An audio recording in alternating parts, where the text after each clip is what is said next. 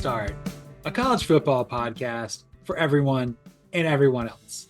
I'm John Buhler, staff writer, fansided.com.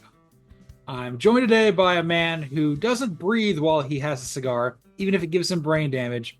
When he's on the run, he runs like hell with the dogs, the sheep, and the pigs on the wing of the world. Cody Williams, content director, fansided.com. Speak to me. Hey, you. How in the hell are you? I'm doing good, man. It's been a long week. Go ahead and spoil it for the listeners, the lovely viewers of False Start. I'm gonna be gone, missing for a week. Me and Antonio have some adventures planned, but I'm looking forward to that. Not looking forward to missing the show, but looking forward to missing everything else for sure. That's all that matters. He'll still be here for today's show, I think, unless That's he right, just yeah. leaves midway through, which, how Can't rule selfish it can you out. You be? can't rule it out. I've chose to be selfish today. This is false start. But yeah, I'll be coming to you semi-live after Tennessee, Oklahoma for 3 yards and a cloud of punt. May have a guest on, we'll see. And then we will have a guest co-host on Monday and Tuesday show. The Cody will be back for 3 yards and a cloud of punt after Georgia, Alabama in 2 weeks. Yeah, you know I can't miss that one. Come on now.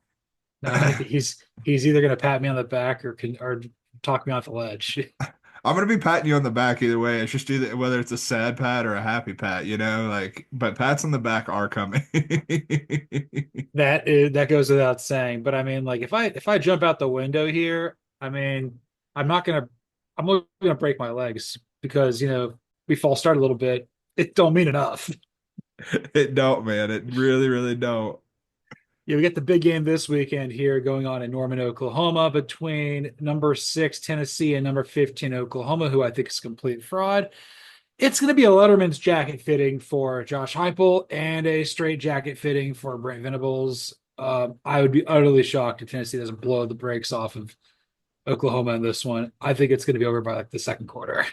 Yeah, I mean, so there's two things that I want to say about this game. First off, I agree with you. I absolutely think that Oklahoma is fraudulent, and to a degree, Tennessee is still untested. Like, you could call the NC State game a test. We don't think NC State is that good. They particularly weren't with McCall. We'll see what happens with the change to Bailey, I believe is the kid's name that they brought in or that's replacing McCall. But we still don't know how good Tennessee is. We both think they're very good. And the thing that keeps coming back to me as the big advantage for this game isn't Tennessee's offense, it's Tennessee's defense. They have been able to consistently generate great pressure. We've talked about Jackson Arnold not being great under pressure, and they've been able to do it without blitzing. They've been able to do it with their front four or five. So that's a problem for an offensive line that's been bad this year, a quarterback who has not handled pressure well. And then you add in the fact that Tennessee is still able to keep 6 or 7 DBs or linebackers back in coverage. That's only going to make it worse for Jackson Arnold. So I just, it's hard for me to see an avenue where Oklahoma wins this game, barring Nico kind of just crapping the bed, for lack of a better term. The other thing, though, is I do think there's Josh Heupel motivation in this game. Like, he is a petty guy. Like, there are a few coaches in college football that you almost feel like they absolutely know what the spread is going to any game and they want to cover it. Heupel is one of those coaches. Heupel comes into a game and he's like, we're going to hang as many points as we need to cover this number, it feels like. And now you're playing an Oklahoma team that your alma mater that fired you under Bob Stoops in 2014, I believe it was. And yeah, I just can't see the good feelings being there. It's not going to be a happy homecoming, and the Sooners might pay the price for that. A lot of thoughts here. I keep thinking with Josh Heupel there in his Letterman's jacket, he kind of seems like the a-hole dad that my dad would have hated at Eastside Baseball. Like Oh yeah, they would have gotten into it when I was 8 years old in the parking lot. absolutely, man. It's You like got to you're have a living. parking lot tussle, or you're not living. I mean, if you're not living through your kids vicariously, are you even living at all? That's Uh, I don't know if he has kids. I can't believe I almost said that because it's my off day and it doesn't really matter what happens. But what do you think's the dumb Gen Z name for a Heupel's kid if he had a son who was in baseball and he played shortstop? uh that's uh that's Braden for sure. No, no Y. It's Braden because Heupel can't use a Y. He doesn't understand it. No. Um, I was thinking Plixton, Plyxtynne.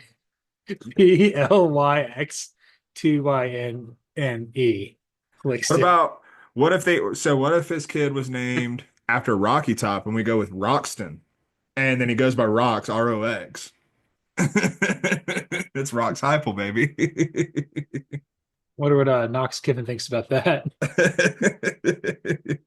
You I spent want to how know what much Juice innocent? thinks about it. That's what matters. What does Juice think about it? Well, Juice only cares about one thing: ball. Ball. Dude, we need to what we really need is Juice and Ben Herbstreit to get together and make a buddy comedy. That's what I actually need in my life. It's Air Bud, but a buddy cop comedy that you know you needed. There's no words; it's just funny. Yeah. Is that Charlie Chaplin?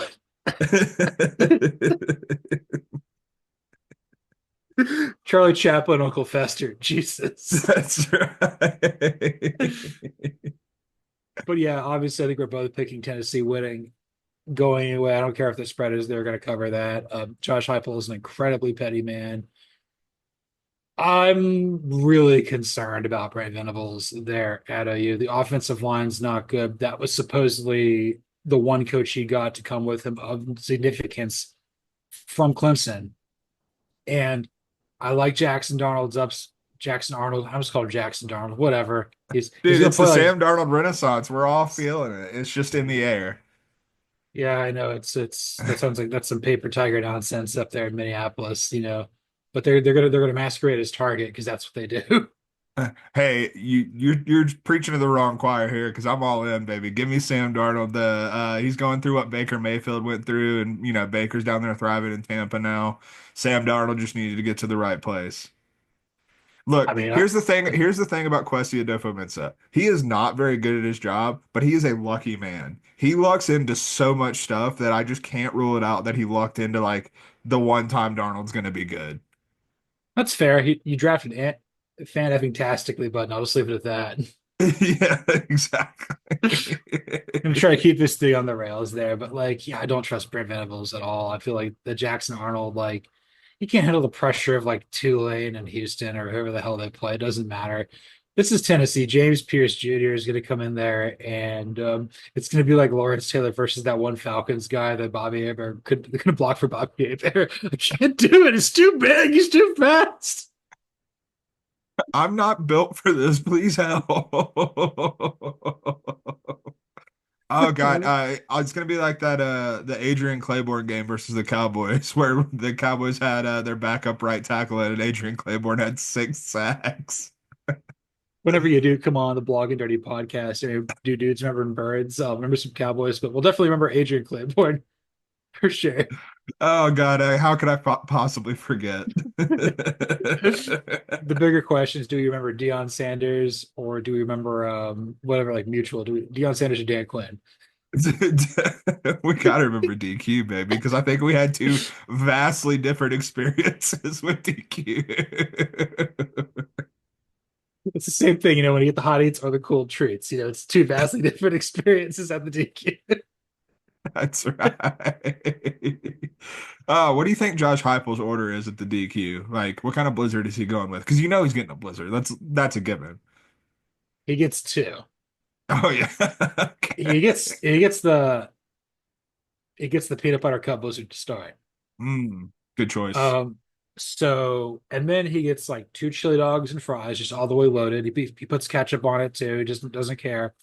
Just inhales that S.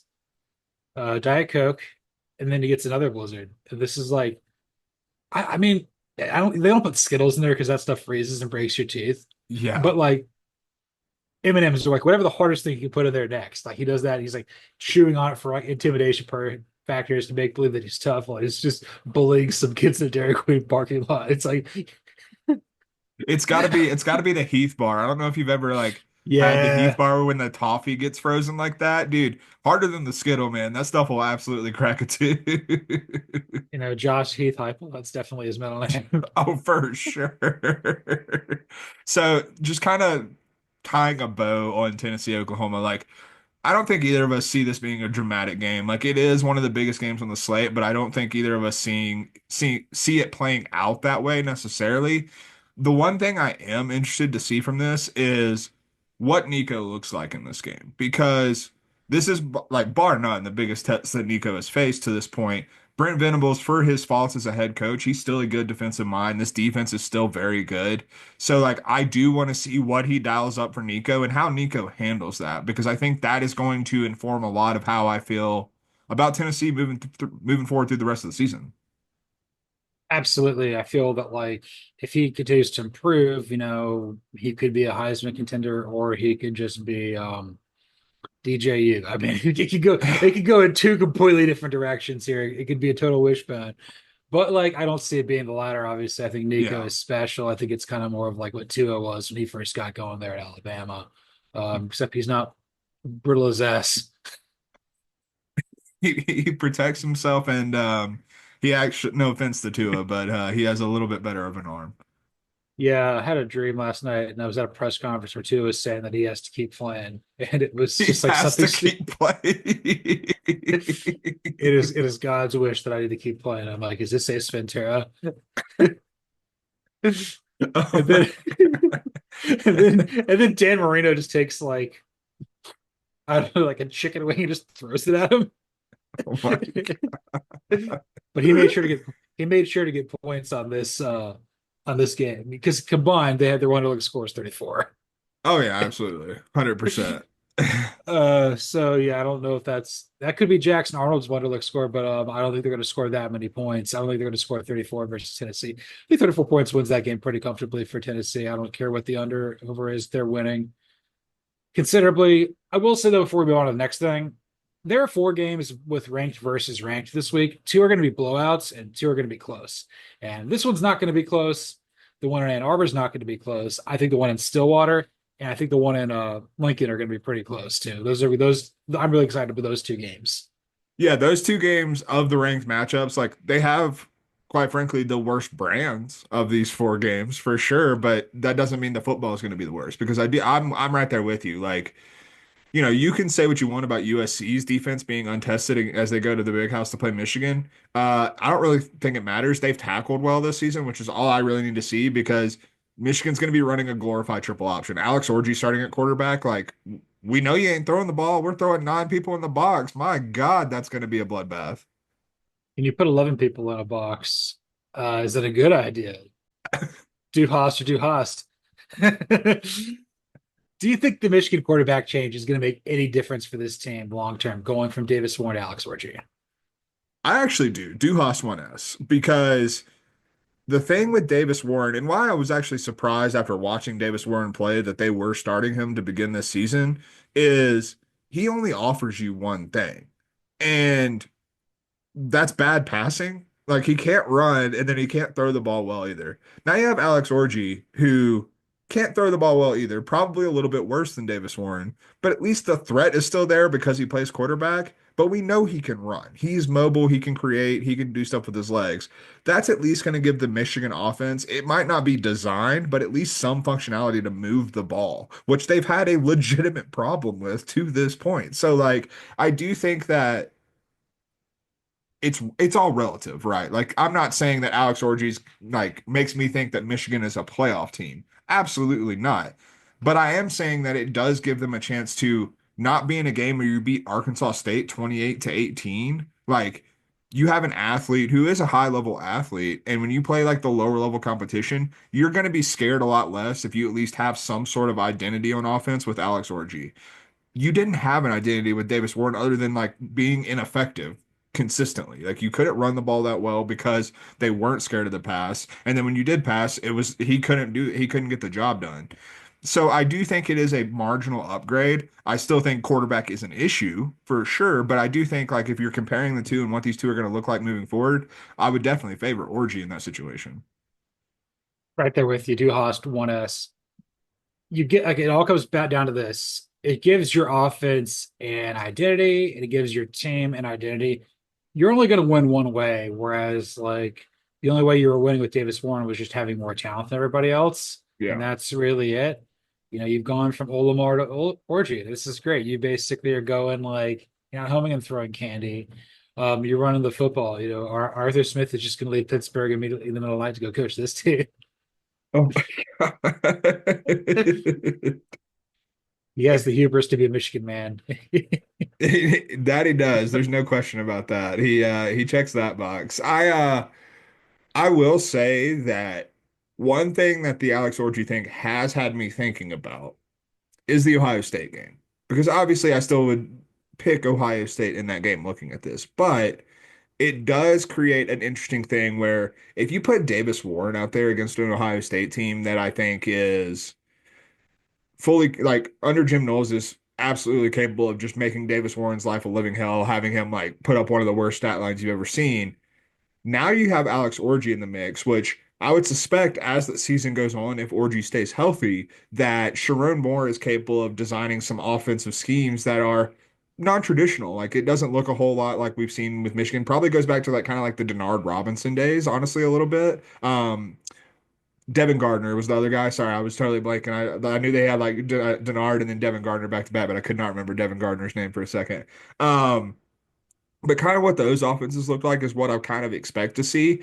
Now, granted, they had limited success through those eras because of injuries and whatnot, but I do think that it could be an interesting test for Ohio State because you look across the schedule, that's not an offense they're really going to see all year. It could be a new look that their defense is not totally prepared for. You throw in the mental edge that Michigan has because of what the last 3 years have looked like. It does make that game more interesting to me, even though I think Ohio State is clearly the superior team.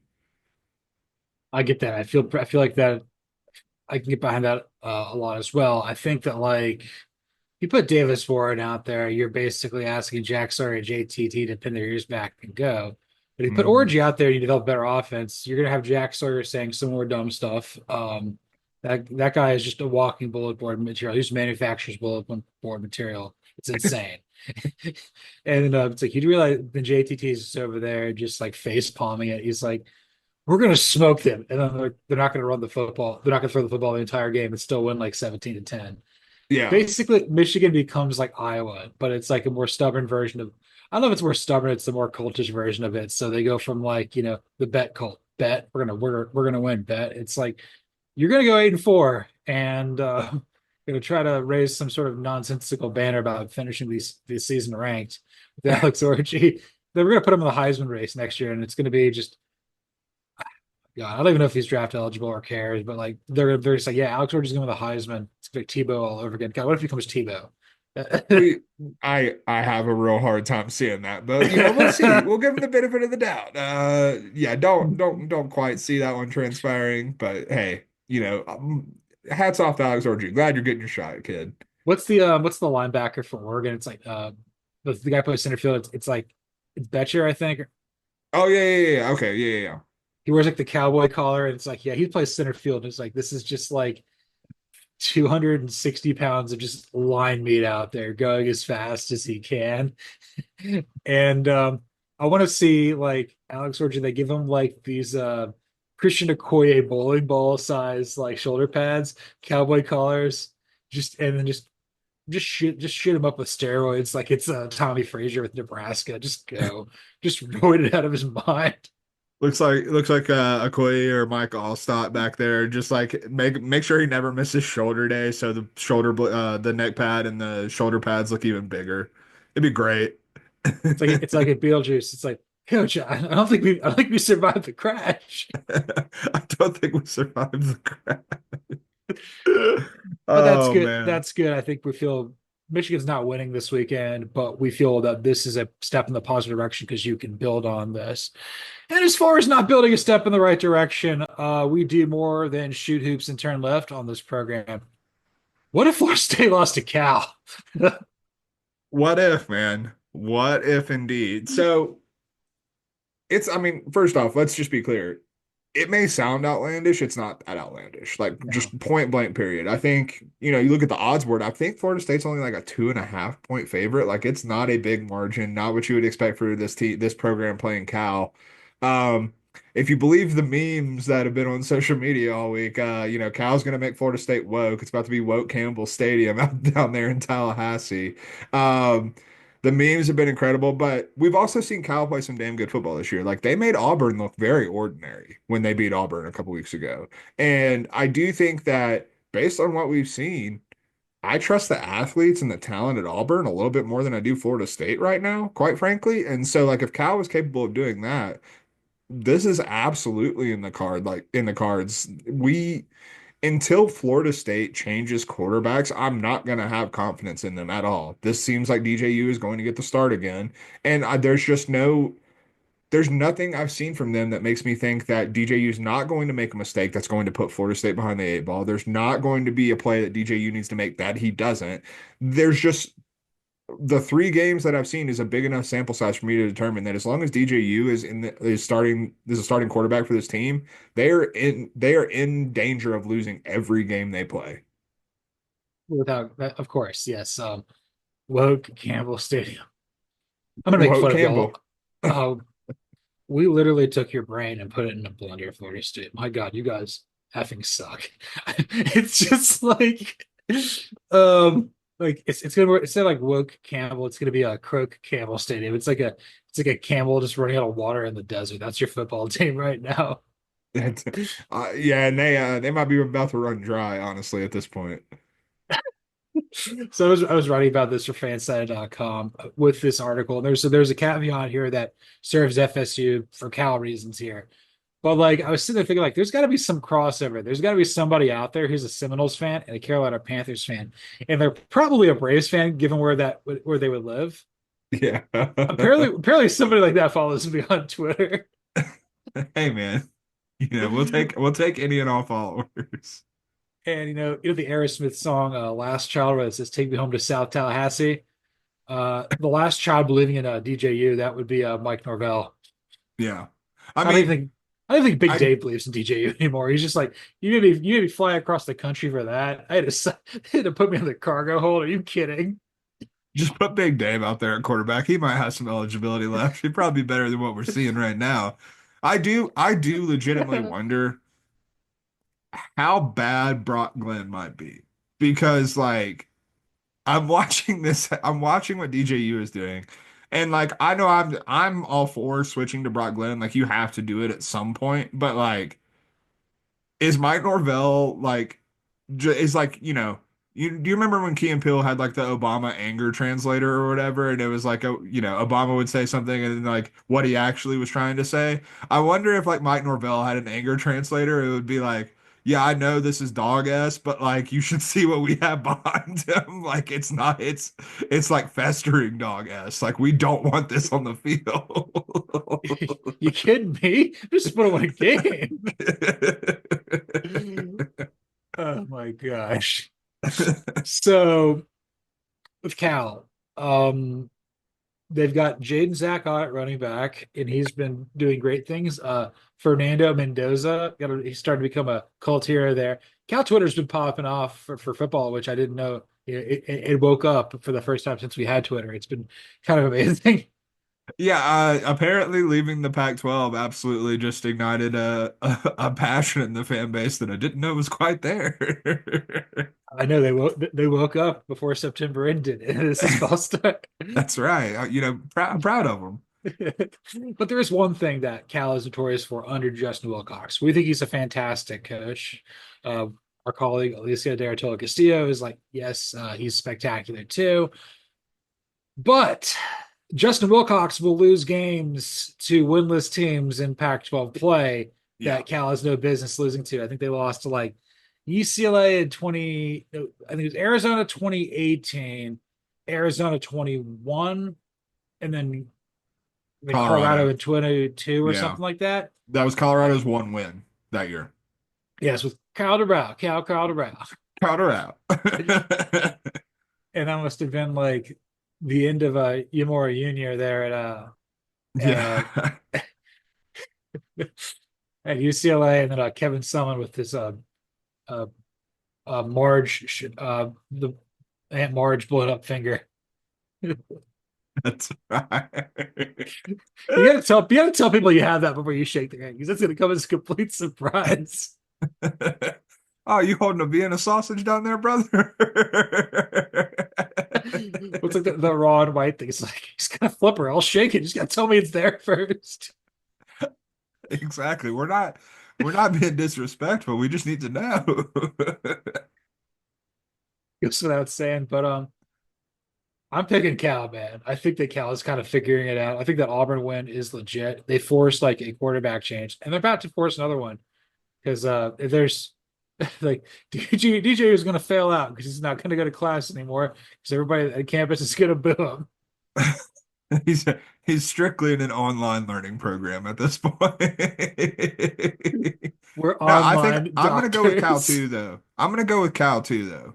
With the forget an online doctor. There's no online doctors that are winning football games this week.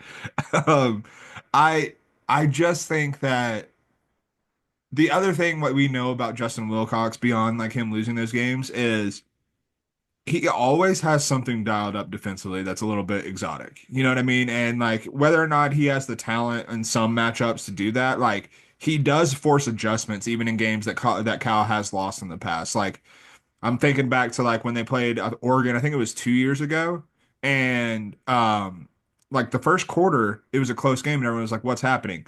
Then Kenny Dillingham adjusted, and things got better. But I do think that at the end of the day, we know he's going to do that, and I do not trust DJU in this Florida State offense at this point to make those necessary adjustments. I don't trust them to be able to figure out the ways to give their quarterback success because we have 12 quarters that says there isn't a way for that to happen at this current point. And so when you're facing someone who has as skilled of a defensive mind as Justin Wilcox, that worries me quite a lot if I'm a Florida State fan.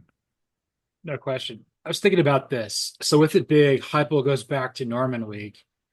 It brings up the question. It's like I think you want to have something written for fanside.com, hopefully before the game start. We'll see what happens there. Yeah. But it's like coaches going up against their alma mater. And you forget, okay, so Justin Wilcox is the son of David Wilcox, former San Francisco 49ers legendary linebacker in like the 60s before they were good. But like John Brody is the quarterback or whatever back in the day. Some McElhenney guy from Washington, I guess, was on that team. Hugh McElhenney, I think that's the name. Yeah, whatever. Before pre Bill Walsh, Joe Montana. So I'm looking at Justin Wilcox. His alma mater's Oregon, and they used to Mm. compete in the same division as Cal for years. And you would wonder, like, if he would have gotten that opportunity to be the head coach of the Ducks over Dan Lanning, maybe he's having the success of Dan Lanning with the resources. So again, that adds another wrinkle for like, I just want to give this guy give this guy a chance, give him an opportunity. And even if you lose to Florida State, that's okay. Like you're going across the country, you're playing the most desperate team alive. I'm not going to say that, but like there's a certain township in Ohio that's kind of like Tallahassee right now in terms of hunger. But Uh, like,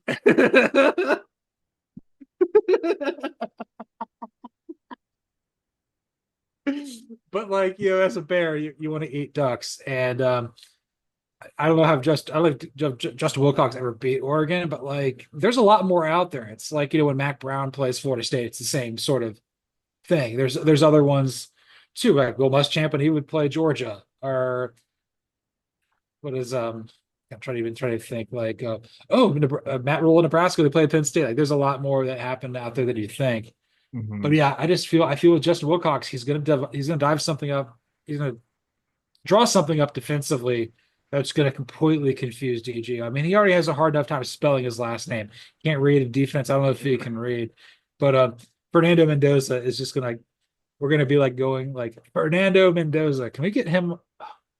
It's unfortunate that Cal's an ACC school now because need them on Big Noon Saturday with Gus Johnson just blowing a gasket. Fernando. No, dude, we absolutely need to do that, and we also need to cut up like a highlight reel of Fernando Mendoza just with the one line from Alejandro where she says Fernando randomly, and it's just that clip over and over again. It's just Fernando, Fernando. Or you get the drum loop from ABBA's Fernando. It's like Oh yes, there we go. Fernando. Fernando. When Alejandro came out with that like telephone Alejandro, whatever that era of the Gogs. Shout out the Gogs is going to be in the new Joker movie, which is going to be a musical, without telling you that. That's the Arizona State podcast told me. It is, yeah. It's they went with the Wonka marketing where they're gonna make it a musical, but you're gets like surprise, here's a song. If I wanted to see a musical, I'll go to a concert, man. Jesus.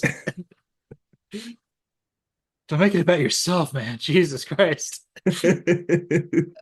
But Oh my so God. remember we talked about watching like The Hangover, like you said, with your high school friends. Like, let's just go back and watch it again. One of the guys that I would watch, I watched The Hangover with, it just completely blew our mind. When Alejandro came out, he's like, "Yeah, this reminds me of a guy who was in my homeroom who sat next to me, and he was awful, and he was exactly like that movie, like that song." And he's like, "Yeah, the Gogs is ruined for me forever because of this one guy I went to Cal High School with." Man, that's a tough beat. Life really does you a bad hand there.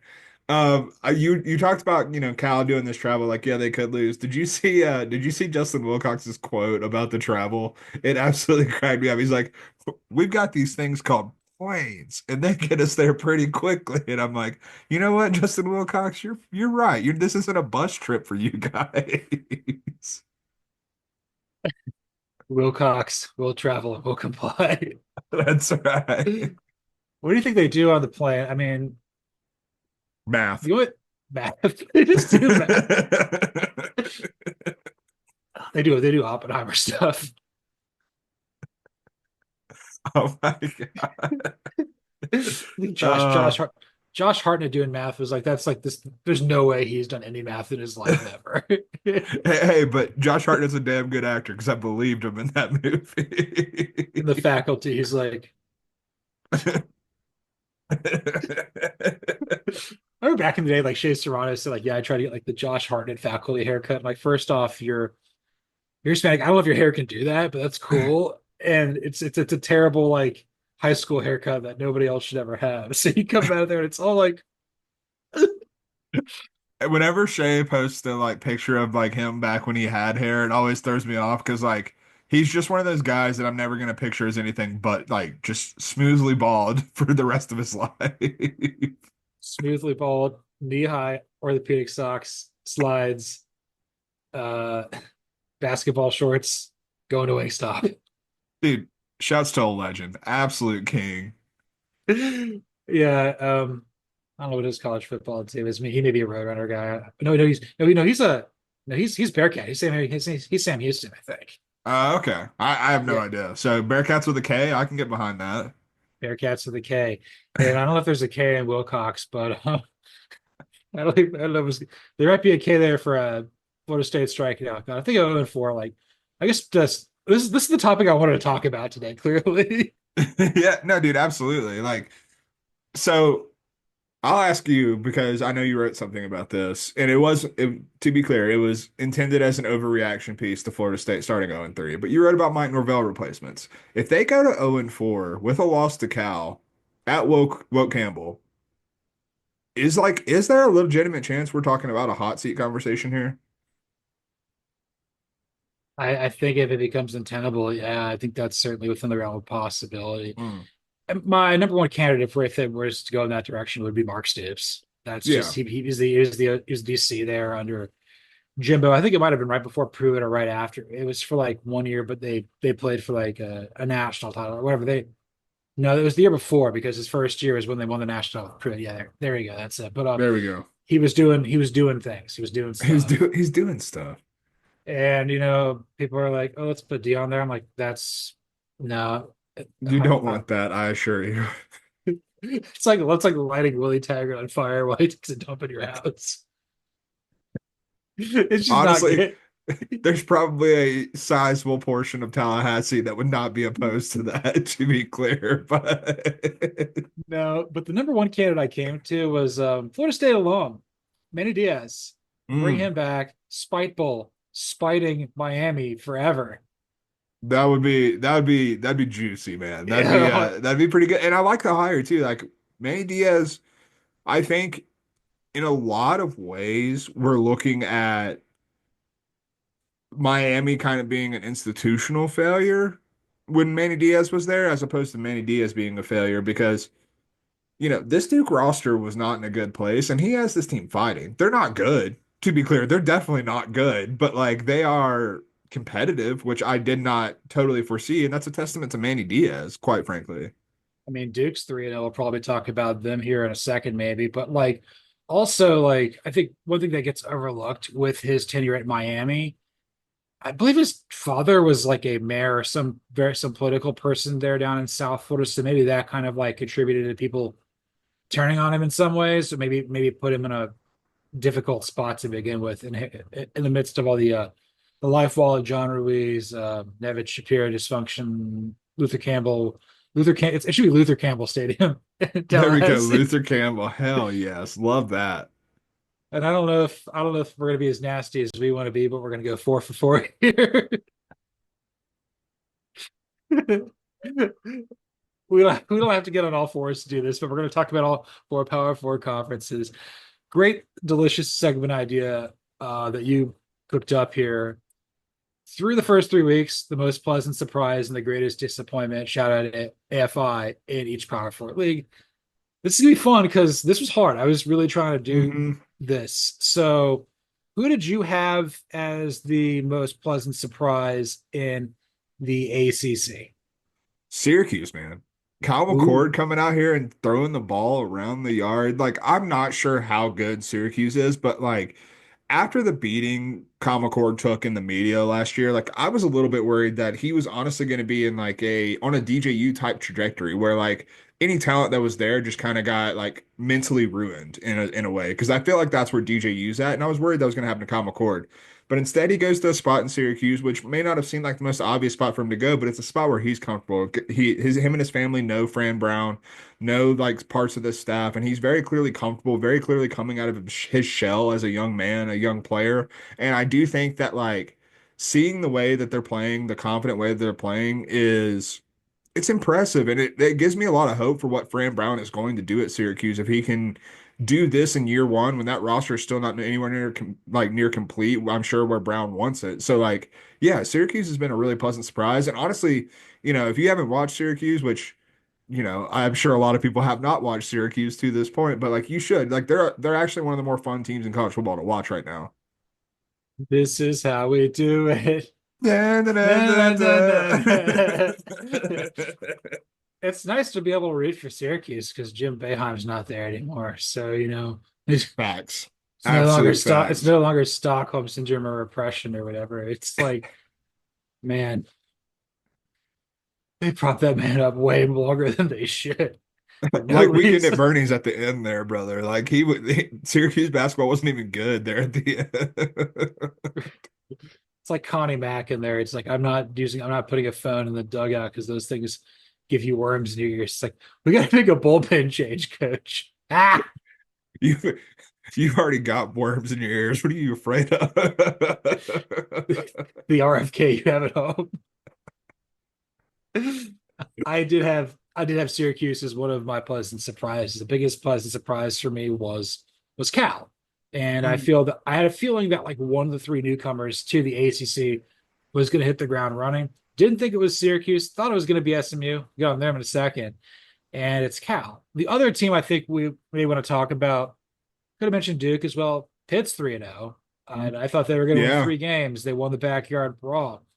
I don't know if Pitt's good. I don't know what's going on here. This may be some empty calorie nonsense there, but I see the fact that you're halfway to being bowl eligible, which would be a huge deal for the Pitt Panthers this year. No, Pitt was my number two in this, and the big surprise for me is Pitt's playing nothing like I thought they were going to. Is really what it boils down to. Like, I looked at this roster, I looked at Eli Holstein, who was a guy I Yes, didn't have a lot of confidence coming into this spot, and I was like, all right, if Pitt's gonna have any kind of success, it's gonna be with like the Narduzzi identity. You're gonna want to win in the trenches, ugly it up, and kind of make. Get back to the identity that we've seen from for several years from Pitt football under Narduzzi. Then Eli Holstein comes out, and this looks like the Mark Whipple Kenny Pickett offense. Like they are chucking it all over the yard. They are moving the ball, and they're getting into shootouts whenever they're playing these games. So like, it's a complete shift in identity from what I expected, and obviously it's working. Like 3-0 is they. It's not been three nobody opponents. Like there's a chance West Virginia might be regressing from what we saw last year for sure, but like at the same time, like Pitt. based on what we thought, still probably should have lost to a West Virginia team that was regressing. But they clearly are better than that. They clearly have something cooking with Eli Holstein at quarterback. So it's been fun to watch. Was he at Alabama Hmm. or Yeah, A&M? he He was an was, Alabama guy. I think he initially committed to A&M or something like that Okay. too. So yeah, Bama, A&M, whatever. He's at Pitt, and that's cool. Who's in the pits? Who's your greatest disappointment in the ACC? I think we're both gonna take the team that's just like personal to us as disappointment. NC State, man, this team's bad. This team's real bad, and like I do, I do still have some faith that Dave Doran is going to make this team better. Also, the kid that they put in at quarterback, Bailey. I heard this yesterday, and I don't think I'd connected these dots. He's used to playing some high level college football. He was Jeremiah Smith's quarterback in high school, so he has a little bit of pedigree to him. We'll see if it was actually him or being able to throw against Jeremiah Smith when you're playing high schoolers. But I do think like maybe that move will unlock this offense a little bit because the best part of the NC State offense right now is their wide receiver core. So like you need to find someone to give him the ball. Grayson McCall, that's never really totally been his strength, but regardless as of right now, it's not in a good spot. The defense is taking a step back, which we kind of expected. The offensive line is horrendous. And you have a nice wide receiver core, but Grayson McCall has not been anything what you wanted to see from them. And now he's injured. So, like, I do think this NC State team has just been it's been hard for me to watch, but I guess I should have seen it coming because the trademark of North Carolina-based football teams, whether that's UNC, whether that's NC State or Duke, is their football teams are always going to do the opposite of what you think from them. They are going to, if you think North Carolina is going to be good, they're for sure going 7-5. If you think they're bad, they're going 8-4, 9-3 out of nowhere. Like that's just the way this goes. And so the fact that I was high on NC State, I should have looked at it and realized that the opposite was for sure going to be happening because that's just the way it happens in North Carolina. I mean, you go to the Final Four, you make the College World Series, you bring in this guy from Myrtle Beach with a flowing Alabama waterfall and a giant leg tat. But I've realized now you can take the man out of Myrtle Beach, begin take the Myrtle Beach out of the man. So Mhm. he's just looking like confused in a parking lot, like a lot of people at Myrtle Beach, wondering why the hell he didn't get into that bar at Raleigh. I'm like, dude, you've got Cheeto dust in your jean shorts. We can't let you in here. He's just standing outside of the bar and he's like, anyone know where the wings is? I need a new t-shirt because he's used to the Myrtle Beach line. That's good. That's really good.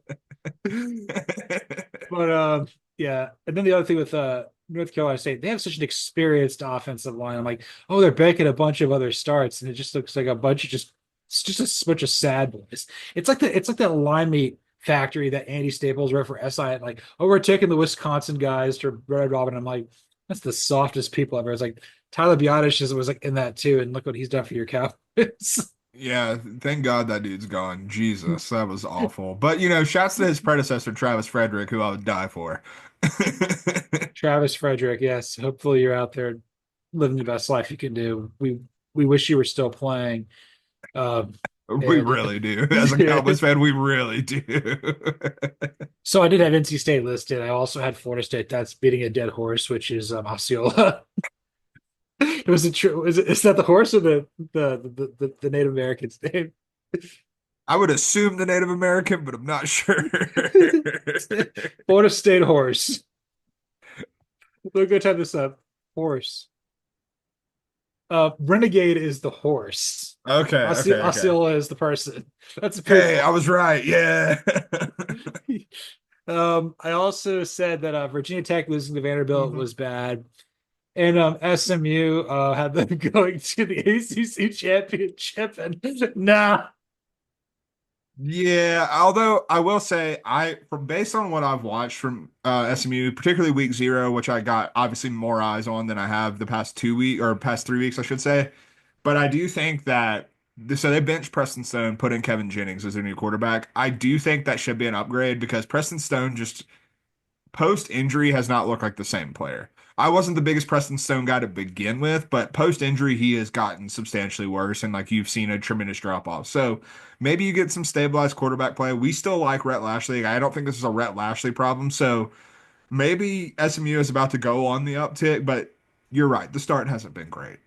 we've been idiots. All the people we picked that could be Heisman contenders at the ACC, like, aren't, Kyron Jones, Preston There just isn't Stone. one. I think that's what we're coming down with. It's Cam Ward and maybe Jaden Zach Ott. Yeah, like, hey, maybe Calvin Cord, which we did not remotely talk about in the ACC, but after 2 weeks, he was leading the country in passing touchdowns. So, Yeah, hey, maybe Calvin Cord. we were pretty disrespectful about Kyle McCord at the preview. I'm sorry. Yeah, that's on us. We're sorry, Kyle. We love you now. Especially now that you're not in a certain city in Ohio.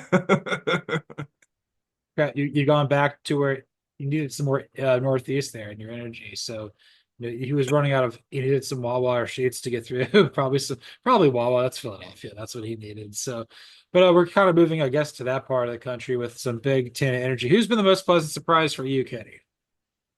I'm gonna go with Indiana.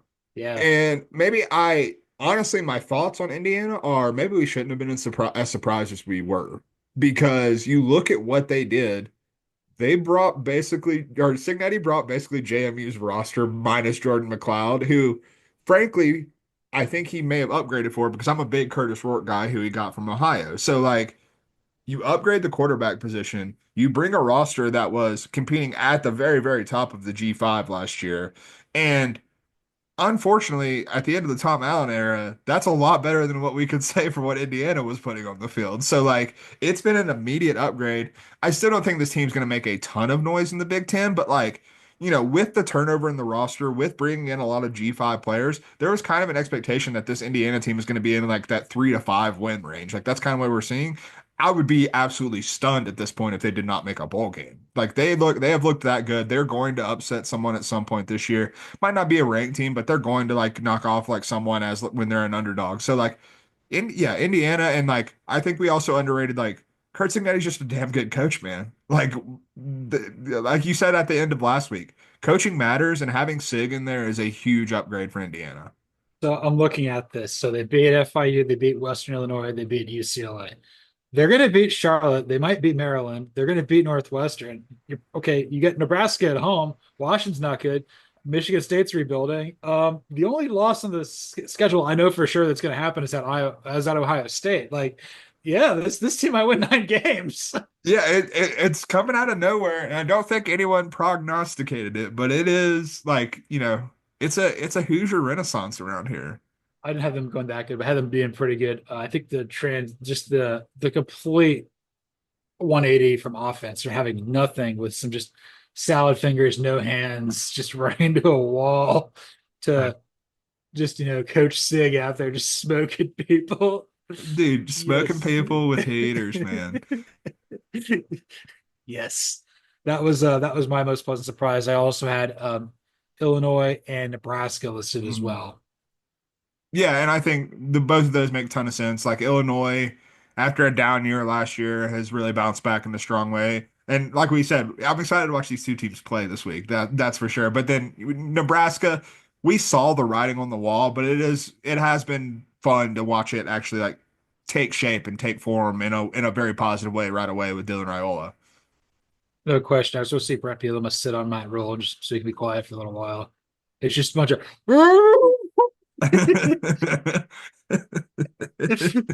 Oh my God. I, I didn't know this is how it was going to end for me in a Culver's parking lot, but it did. You hate to see it. I just want some custard. Damn it. Brixley, go to your mom. You don't need to see this. Oh my Uh, God.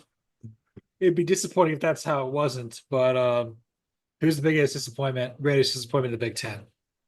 I think it's got to be Michigan, man. Like, Yeah.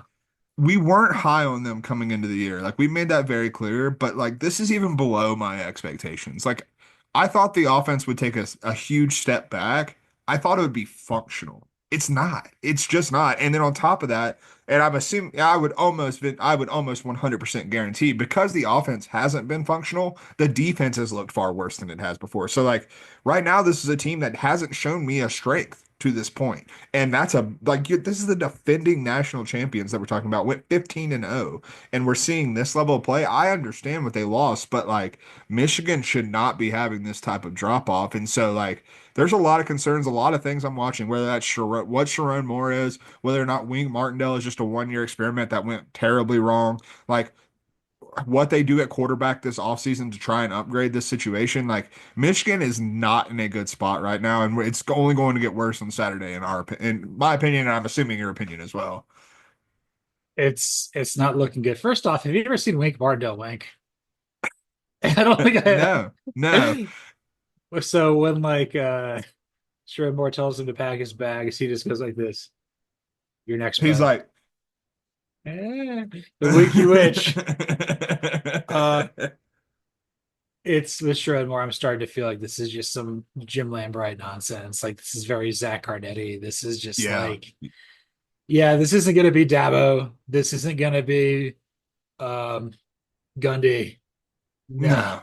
No. No. No, not Kirby. It's like it's not like no it's there's no coach, there's no Jim Harbaugh coaching tree other than There- Jesse Minter that I this feel isn't confident in. this isn't Coach O. Like this isn't like, nah. Yeah, I said they're the greatest disappointment. Obviously, UCLA is the worst team in the Big Ten. And then at Washington, I kept saying like, "Oh, Jed Fish is definitely going to want to leave for Florida." I don't think Florida wants to hire him. You can't even beat Wazoo. Team doesn't have a conference, or it does Yeah. now. It does now. Yeah, it's building one. We're building one. We have the technology. We got a bunch of beeves over there, and they're beaving, and they're making the stadium out of timber. The Cougars, we're protecting it. Cougar, they say they're like watching over you ready to attack. No, they're just supervising, man. You're fine. So you look at the other animals joining the Pac-12. You got a horse, you got a goat thing, you got bull, Aztec. We got the uh, Aztecs. We got a civilization. an ancient civilization, and bulldog. Bulldog. Hell yeah. Dude, we're gonna be a hell of a conference they're building. It's like that picture that was circulating of like the old Big Eight of all the other mascots and stuff like that. Yes. Oh my Oh. God. Yes, that's exactly what that is. So right there with you with Michigan. Let's go on to the Big 12. Who's the most pleasant surprise for you? Oh man, this was the toughest conference for me to find honestly a biggest surprise. I think disappointment was pretty easy for me, but biggest surprise, I'm going to go with Kansas State, I guess. I think that I think with Kansas State, what has surprised me is how comfortable they were with this transition to Avery Johnson. Because we talked about it in their first two games where they did not look that good. I posited the idea that perhaps they're just not running Avery Johnson. They're not letting him loose. And then against Arizona, the first good team that they played, they absolutely did that, and they beat the absolute doors down against the other Wildcats, I should say. But I think that what surprised me is when they made the transition to Avery Johnson, I thought it was going to be like kind of an all-out blitz because, that's a very bold move to send someone like Will Howard, who's done a lot of good things for that program, out the door because you're so confident in this kid. But he is inexperienced, so maybe you need to like get his feet wet in what this actual offense is going to look like. That didn't happen. They were confident enough in him to like really slow play this and really start to ramp up like you would with a veteran quarterback. And I think that's where the pleasant surprise comes to me is that they were confident enough to do that it makes me more confident than I probably was going into the season that this is the best team in the Big 12 and that they're going to win the Big 12. I did not have Kansas State listed. They're still earning my trust back. I kind of felt the first two games kind of left a sour note in my sour taste in my mouth, but I respect the Arizona victory quite marvelously. For me, in this relationship, forks up, baby. Forks up. Forks up is a good one. So Kenny, friend of the podcast, he likes to send the Arizona State podcast lots of emails because we'll just talk about that more. And he says, "Does this look like a bowl team? Does this look like a top 25 team?" Love, love Kenneth. It just sends a bunch of them out. And I love this. So we'll talk more about this off there. He had a hilarious take about Bryce Young. Oh God, I wish I could see it, but honestly now I just wish I went to ASU so I could stay in contact with our boy Kenny. Yes. So it's the promo of like Bryce Young doing after the championship going to Raising Cane's. And he's like, Oh no. does Bryce Young work at Raising Cane's? Isn't he quarterback of the Carolina Panthers? Oh no, he's not. So And the Arizona State podcast is like, well, he's about to be working the Canes. unfortunately, yes. Yeah, I've also got a BYU listed at 3-0. I don't know if they beat anybody good, but I had that team going 4-8, so that's pretty good. And then Oklahoma State, kind of probably the same way you feel about Kansas State. I feel like they're winning differently. It's with Yeah, Alan Bowman as opposed to Ollie Gordon. I think that shows a little more creative versatility there with the Pokes that I wasn't expecting. Greatest disappointment. Who are you feeling bad about in the Big 12? Kansas, bro. I'm feeling pretty damn bad about Kansas. Now, I'm gonna give Lance Leipold some benefit of the doubt that maybe better things are on the horizon for the end of the season. But as of right now, this Kansas team has been awful. The loss of our boy Andy Carnegie.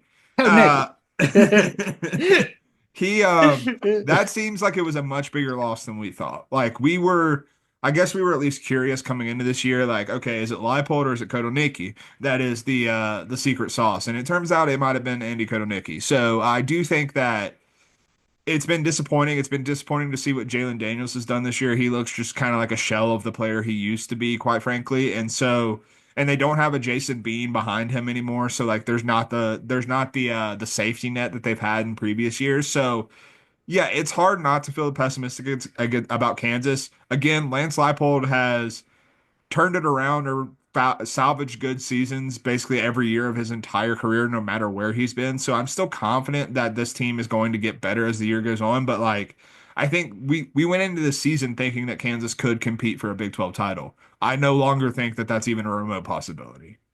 Kansas was my number one. I'm more confident in Jason Bean coming off the Indianapolis Colts practice squad and leading Indy to a victory than I am with Kansas turning this around. That's also Yeah, because I don't think Anthony Richardson's good. Anybody that thinks he's good is an idiot.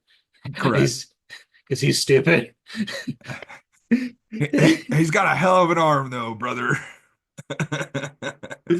That's really cool. It's like this guy's so cool. He's got all these nice things, but what's his personality? He's like, but he's got all these nice things. Ownership doesn't make you cool. It just makes you an invested person, or whatever that is. He let me play his PS5. I also have West Virginia at 1-2. Garrett Green might not be. He might be flying under the bees. Maybe he's up in the bees right now, and he can't see real good. Neil Brown's starting to feel some heat there in Morgantown again. I thought, putting him on the hot seat.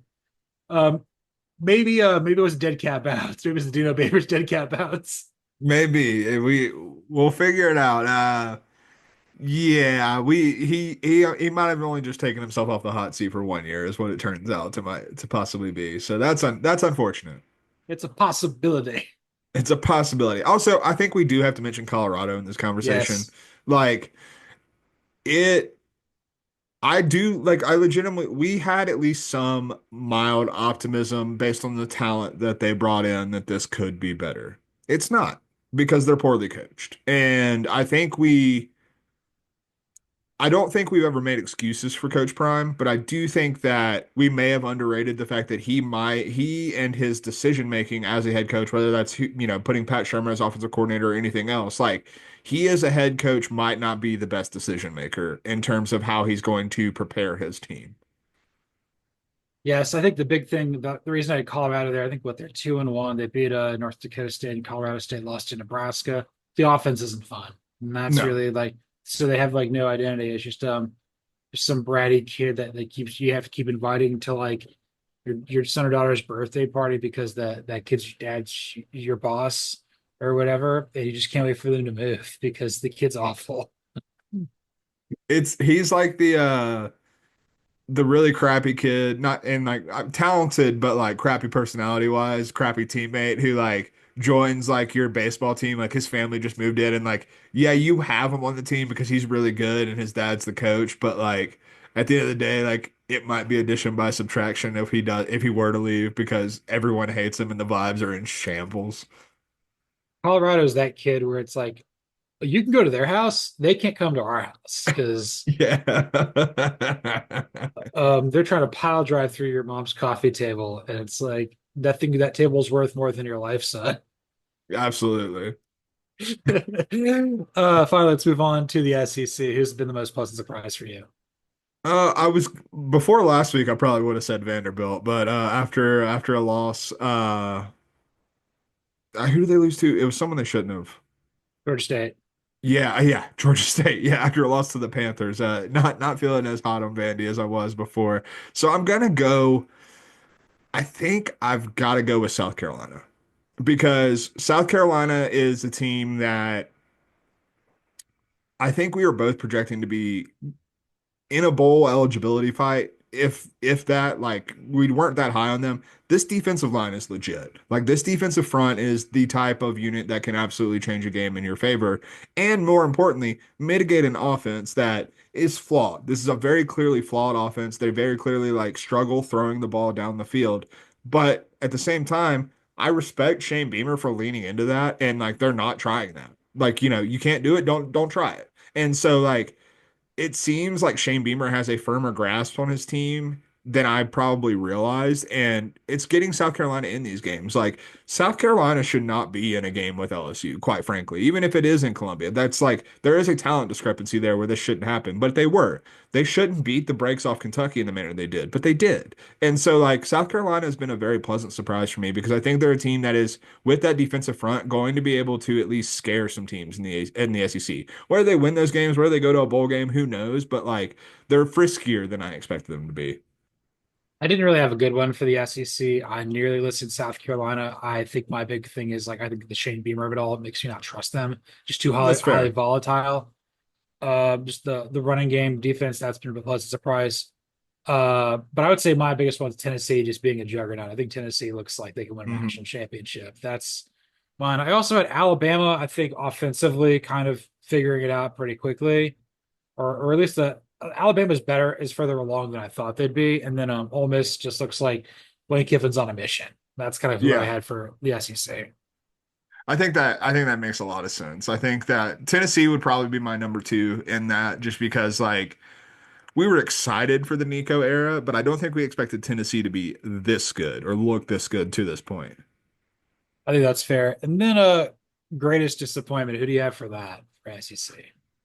I'm going with Auburn, man. Like the fact that they've already made a quarterback change, the fact that they've been pushed around a little bit on the lines of scrimmage thus far, like I don't know. Like I expected this to be like I knew this wasn't going to be the pop year because they didn't address the quarterback position, and I think that was intentional by Hugh Freeze. So like I think long term I'm still high on the Hugh Freeze hire and what this is going to mean for Auburn, but at the same time, when I look at what they did, when I look at the roster they built, I still expected more. Like I expected this to be like a solid 8-4 team or a 7-5 team that's better than their record shows. Like that type of thing, and they're not that. They're to me they look like a 7-5 team that's worse than what that record shows. Like that's kind Yeah. of the area that I'm seeing them in right now, and that is a little troubling and does give me at least a little trepidation about Hugh Freeze moving forward because like to me when I looked at this roster, I saw a roster that what it should have been was okay, this is a program, this is a team that is a quarterback away essentially, and they're not that. They're more than just a quarterback away. Yeah, not addressing the quarterback is was a problem. I looked up from the screen, I saw the fly in your neck, and I thought you just feel like a hairy mole. I'm like, what the hell? Man, let me tell you, let me just go off the rails for like 30 seconds. The thing about horses is they're freaking disgusting. And there's just crap everywhere. And so there's flies everywhere. So you open the door, you're getting like three flies in the house every time. It is infuriating and not conducive to me podcasting in comfort because at least like 20 times every episode of anything I'm on, I have a fly like landing on my face or my neck. And probably just look like I have a tick because I'm just like, You don't have a tick, you have a nick. I have a Nick. nick. Uh, horses, I mean, you are a golf guy, but horse girl is the equivalent. So be prepared for that. That's I don't think they're your horses. I think your horses adjacent. I'm horse adjacent. That's how I live my life. And I live my life by this phrase. Auburn sucks. Yeah, Auburn is the biggest disappointment. I also said Kentucky, just Mm. the Brock Vandegrift thing is not looking good. And the one I really want to touch on, Mississippi State. They're 1-2. You lost to Arizona State. You lost to Toledo badly at home. They weren't going to be a great team, but the schedule gave them an opportunity to potentially get to a bowl game. You lose two games like this in non-conference, you're going to go 2-10. Like Mm. this is by far and away the worst team in the SEC, and that's the same. They play in the same league that Florida's in and Vanderbilt. Hopefully Mississippi State and Vanderbilt play. Yeah, you'll notice we didn't list Florida here because they're as bad as we expected, quite frankly. Like this, Yeah, we didn't expect anything different than no. And this. the greatest disappointment is Notre Dame. Yeah, they're not in a conference. Shouts to them for being stubborn as hell for no reason at all. Honestly, biting their nose to spite their face at this point. So yeah, shouts to them for being a disappointment. Shouts to Northern Illinois. Shouts to our boy Thomas Hammock. No question. When I look at Thomas Hammock, I'm like, I don't think he's a saucer full of secrets, but they've got a guy who's a saucer full of secrets. It has about as many words in that. He says about as many words there in that song. That would be the one of one Antonio Banderas. Yeah, man. It's See, Floyd. See, it's Bulldog week. It's Floyd week. Yes, that's okay. we're going to Iowa at Minnesota for a primetime game. I think that's where it's in Minneapolis. So yeah, I yeah, I think put so. that down. Yeah.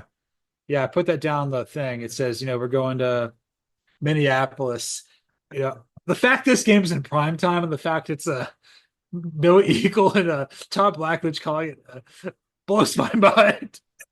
Hey man, it's gonna be football will be played. Whether or not it's good football, that's a different story altogether. Because I'm pretty sure both these teams are not good.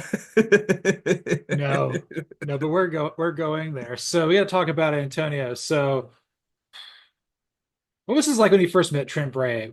I think he kind of liked him a lot more than we expected. He went in there with like no expectations. He thought he was the bellboy at the bottom of the North Avenue Bridge, but no, he's the coach.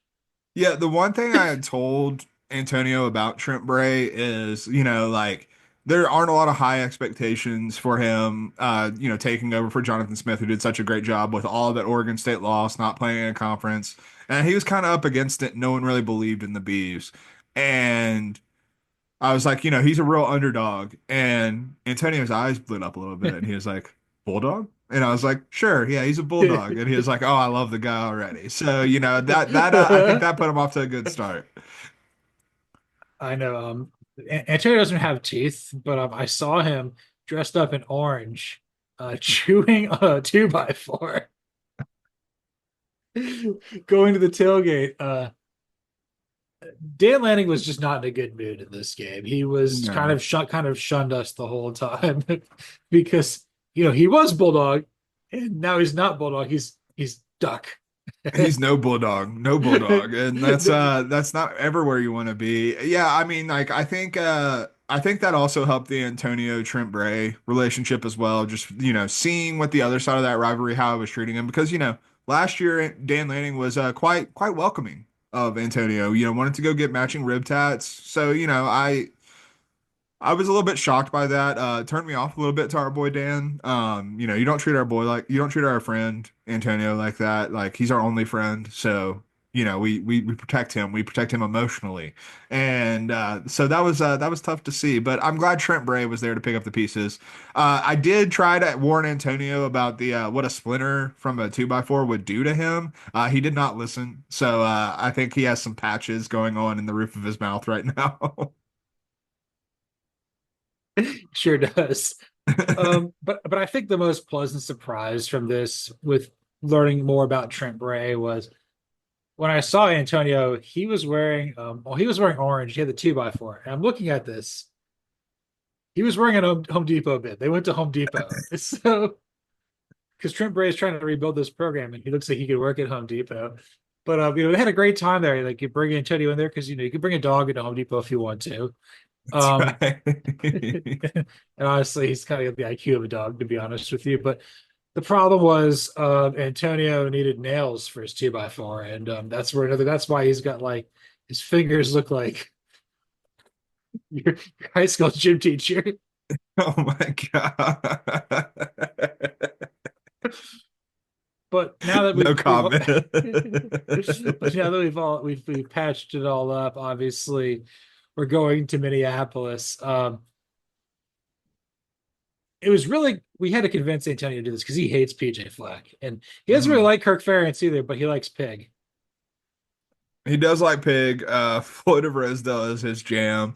Um, again, mistook the pig for the bull for a bulldog the first time, and I was like, brother, we've got to get you a biology book at some point in here because, like, those animal easy reader books you used to read when you were in elementary school. We need to get Antonio on that curriculum because everything's just a bulldog if it has four legs and it's squatty. So,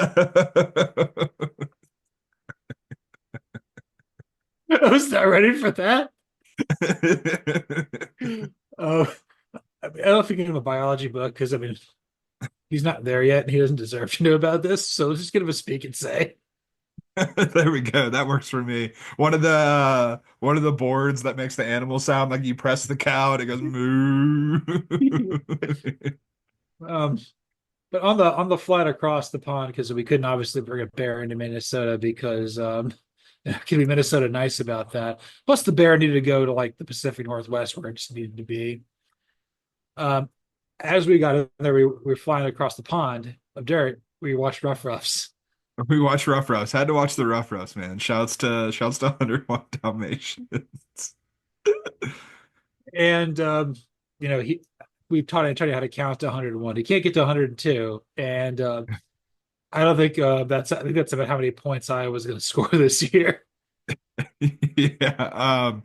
I'm not going to say that Brian Ferentz wasn't the problem, but I think it might be a Ferentz problem that has brewed just a little too long here at Iowa, unfortunately. Like Kirk Ferentz is a legend. I'm not trying to take away from all that he's accomplished with the Hawkeyes, but at the end of the day, like this ain't working, man. Like this is not viable moving forward in college football.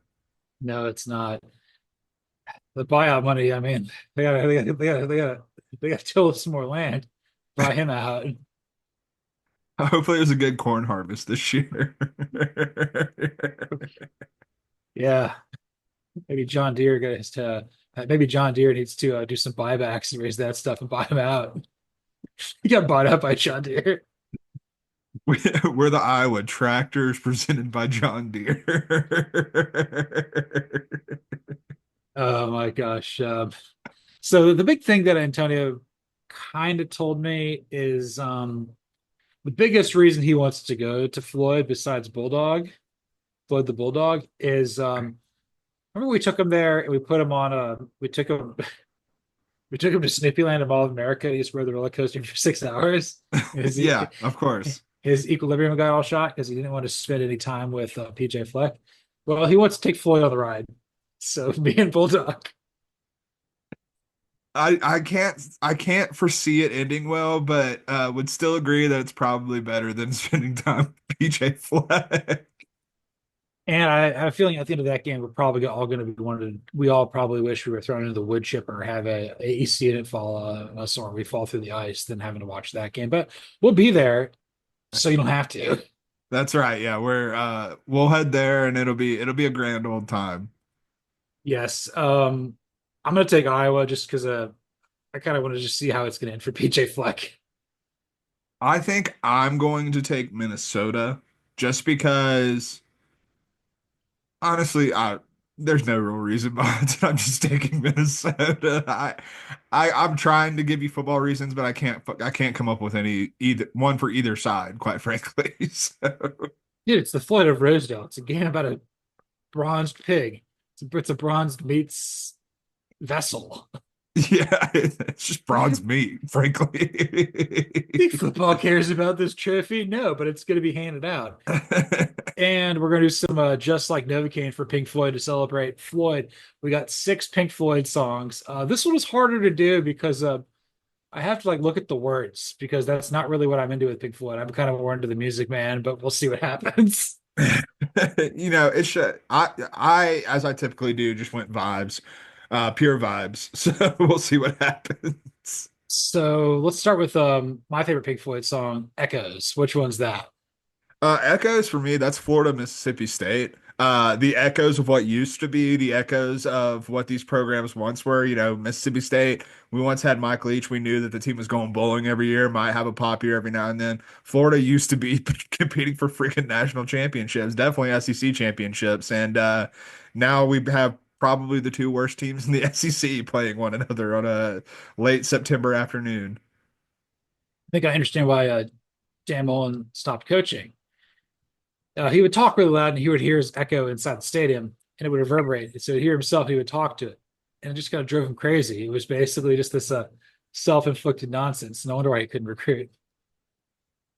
I am going to go with Mississippi State in this game because I can't trust Florida. I think that I don't trust Mississippi State either, to be very clear. They're not a good football team, but like Florida is not a good football team either. They're the favorite in this game, but they're going on the road. They clearly don't know what their quarterback situation is at this point, and they also clearly like I it's been kind of alarming how outcoached this team has been every single week. So like that, like even against Samford, they won comfortably, but not as comfortably as you should if you're the Florida Gators. And like to me, it all comes down to coaching. And like I do think that Jeff Lebby, for maybe being a little green on the head coaching job, on the head coaching front, I do think he's better than anyone that Florida has on their staff currently.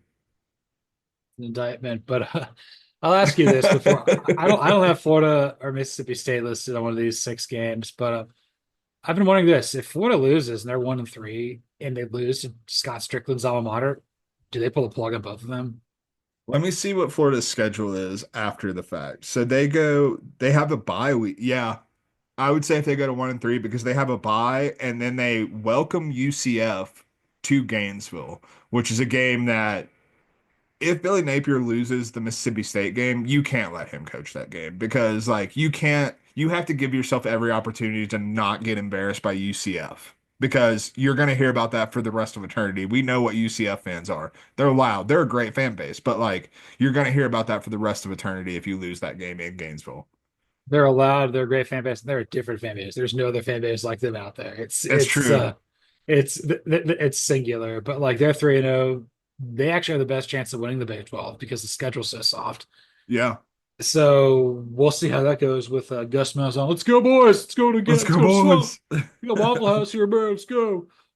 So that's within play for echoes for me. USC at Michigan. It's the echoes of the past, the present, and future feel very prevalent in this game. A very pomp and Mhm. circumstance sort of game there. And I feel that like they would play this game at Pompeii if they could. Oh my God. um, I have USC winning. Yeah, I as do I. That's USC. I had this game coming a little bit later, and I'll give a few more USC thoughts. But yeah, I don't see this ending well for Michigan, quite frankly. No, I don't really have time for Michigan here, but we have time for some time. Who do you got for time? For time, I went with Virginia Coastal Carolina because there was a time when I would have been excited about this game, and that time is sinking like the sun that you're chasing, as they say in this song. And so, like, I do think that. I even if I was going to be around on Saturday, which I'm not, but if I was, and if I do, have to pull a game up on my phone, there was a chance, if I was riding along, this might be a game once upon a time that I would have tuned into. Not anymore, man. I do not want to watch this football game at all. Like it's not for me. As for who I'm picking, give me the Whoopsie Daisy King, brother. Of course I'm going with the Whoopsie Daisy King. Don't disrespect Anthony Colandrea like this. Well, Andrea, sounds like a really good cleaning product. It does. Yes. It's made for soap scum in your shower. Yes, some scum and mildew. Yeah, so Scott Stadium, it's a Soap Scum Stadium, sponsored Soap by Gillette. scum stadium. Bear, bear, bear, bear. It comes as quite a shock. I don't have that game on here, but I like where your head's at. I've got Utah at Oklahoma State for time for me because it's time to see who's really good in the Big 12. I think the winner of this game is going to have a huge edge up on getting to Arlington. And I've got the Pokes winning because Zach Wilson's brother is playing quarterback, and Alan Bowman is older and better than Zach Wilson himself. Hmm. Yeah, bye. Zach Wilson himself, baby. Oh man, he's just plague. He's plaguing a football body. He He just bringing really them. is. The Broncos just have this everywhere, man. Oh my God. Everybody else is falling to pieces except for Garrett Bowles, who's just immune to it like Beetlejuice. That's right. What do you think of this? Look at this. Got something nice to taste over here for you. Who do you got for money? For money, I have Miami at South Florida because there's a lot of money in this Miami roster, a lot of investment that's been made, and including us two, we've been quick to crown Miami. Um, Miami has not played a good football team yet this season. No, And USF is a pretty good football team. They've been in every game. They might be 1-2, or no, sorry, they're 2-1 coming in this game, but like they've been playing really good football. They play a unique brand of football. It's it's at USF. Like I have my eyes on this one. This one is intriguing to me. I'm gonna pick Miami to win, but I think it's gonna be closer. The number is at 16.5. Miami's favored by. I'm a little worried that that's not going to be covered. Like this is going to be a find out about Miami Saturday for me. that's a red flag potentially. Yeah, that's a Yeah, sneaky good game. yeah. Read that there on fanside.com from Cody Williams there, content director. I don't have that game, but I've got the game I'm most excited about because Georgia's not playing. Cal at Florida State. That's mine for money because Yeah. it's a cash grab for Cal to go to the ACC, but it's also an opportunity for Justin Wilcox to get paid and Mike Norvell to get bought out.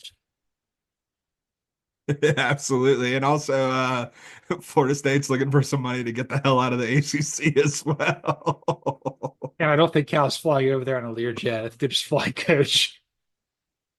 Absolutely. So Justin Wilcox's nickname is Coach because he flies coach. That's right. I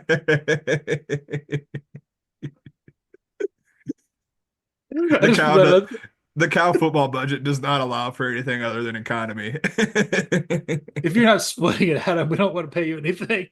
That's right. And I've got Cal winning that game. So what game has you comfortably numb? Baylor and Colorado, bro. I am so comfortably numb with this game. I what like again, this is another game. Like once upon a time, this would have sounded intriguing, but now Dave Aranda has sunk the Baylor Bears program into just dog water oblivion. And Deion Sanders has done the same with Colorado, just getting them right back to the same nonsense that they were doing last year. So like this is I could not possibly care less about this game. I'm gonna have to like keep an eye on it to some degree while I'm driving up, up north across the pond vertically, across the dirt pond. But like, man, comfortably numb I have become for sure. I'm gonna go with Colorado because I think Baylor's awful, but like, I don't feel confident in that because I don't feel confident in either of these teams. I've got Baylor, Colorado a little bit later. So I'm right there with you. If you go Black Sabbath song, so Paranoid is for Dave Aranda because Can You Occupy My Brain? I guess Deion Sanders was he War Pigs or maybe Sabbath Bloody Sabbath I think he's Sabbath, Buddy Sabbath for sure. for the toes that are gone. That's right. I'm gonna listen to that later today. But before then, what game I've got comfortably numb, I've got Kansas at West Virginia. This is a game that I may have cared about at some point, but I'm comfortably numb to. Both 1 and 2 teams. Loser of this game is going to be in really rough shape, and I'm going to take the ears at home over the Jayhawks. I like that. That's a good pick. I like that. Yeah. Wish you were here. Which song makes you feel about Sid Barrett? Shaving his eyebrows off and eating pork chops and not know who he is anymore. Just did a Uh, hell of a ton of acid. that would be Michigan and USC for me. USC at Michigan because I feel like Sherrone Moore singing this song sadly in his office, thinking about Jim Harbaugh, just two lost souls swimming in a fishbowl year after year. Like, again, I'm going USC in this game as well. I think that USC, based on what we've seen from this Michigan defense, the fact that they've taken a step back, I think Lincoln Riley's going to cook them. Like, quite frankly, I think it's going to be a long day at the office. Like, to me, what I've seen from this Michigan defense is okay, what side of the field is Will Johnson on? Okay, throw to the other side and you'll be just fine. And USC has the guys to be able to do that. I also think that, like I mentioned earlier, USC is going to be able to load the box and just kind of stop whatever Alex Orji and these guys are going to want to do on the offensive side of the ball. So yeah, I think Michigan's going to be wishing Jim Harbaugh was still there. Yes, I was sitting there thinking about this. Sherrone Moore traded his walk-on partner War for a lead role in a cage, and this is false start. See, I've already had that game before. We're both picking USC to win that game. I'm gonna go Tennessee at Oklahoma because I wish I was at that game. I'm also kind of wishing Bob Stoops. Obviously, earlier we mentioned that Tennessee is gonna win pretty easily. Yeah, it's how it's gonna go down, whatever. And finally, we got another brick in the wall. What game is that for you? Oh, that is Texas versus UL Monroe for me because this is going to be another brick in the wall of the Arch Manning statue that they're going to be building in Texas. I don't know. I wrote about this last night for Fansided.com, kind of some late breaking news that came around after you had already logged off for the day. But UL Monroe's DC, for whatever reasons I can't possibly fathom, decided, hey, you know what I'm going to do? I'm going to piss off Arch Manning before this game, before we play the number one team in the country. Said that we have a lot of guys on this UL Monroe team that played Isidore Newman. They've already beat Arch Manning, so they're not really worried about this. Okay, Isidore Newman is not Texas. Texas can beat you in a lot of ways that aren't Arch Manning, and Arch Manning can also beat you. So yeah, this is going to be another brick in the wall for Texas for the Arch Manning statue that's getting built, and yeah, don't see this one ending well for the Warhawks. I think Texas wins by 50 plus. The last thing we need is Arch to have an ego the size of his uncle's head. That's a I, big ego. I swear to God, dude, I was watching the Manning cast, and it was like, so I read about this. They put Belichick on there before, and he was just dumping all over the Falcons as a bitter old man who's never going to win another game in the NFL. And first off, Yep. I think Belichick likes this way too much. Just his last words on earth are going to be "can't tackle," and then he croaks. It's his rosebud. Can't. Oh Uh, God, Citizen Bill. you know, to be fair, Rosebud's definitely named as the cross stick at Wesley. Oh, for sure. Might be his nickname for his like 26-year-old girlfriend too.